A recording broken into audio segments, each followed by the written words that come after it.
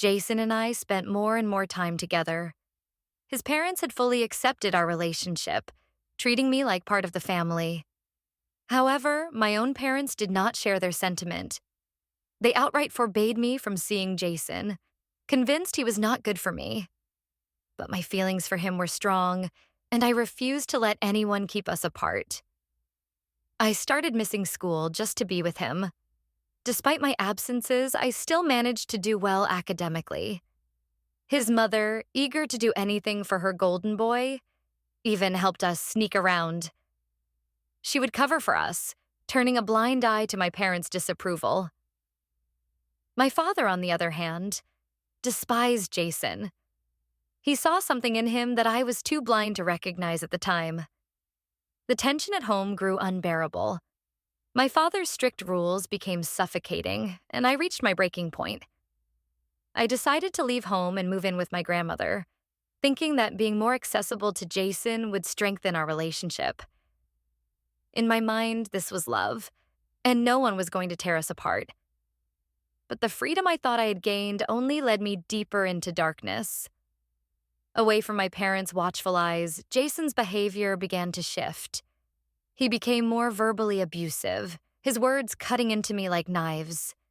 He isolated me even more, ensuring that my world revolved solely around him. I mistook his possessiveness for love, believing that his need to control me meant he cared. At first, I made excuses for him. I convinced myself that he was just under a lot of stress, that his anger came from a place of love.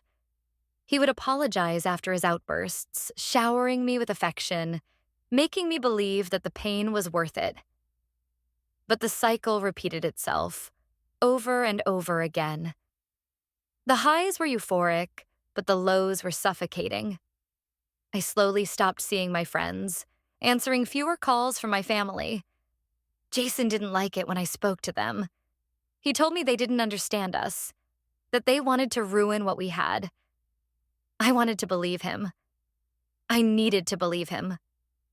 The thought of losing him terrified me more than the way he treated me.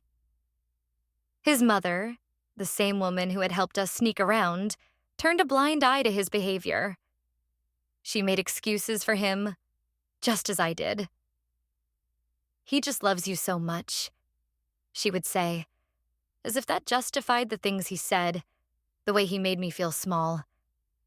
I felt trapped, torn between the person I had once been and the version of myself that Jason had created. If only I had listened to my parents. If only I had seen the warning signs. If only I had realized that love wasn't supposed to hurt. This story was about to take an even darker turn.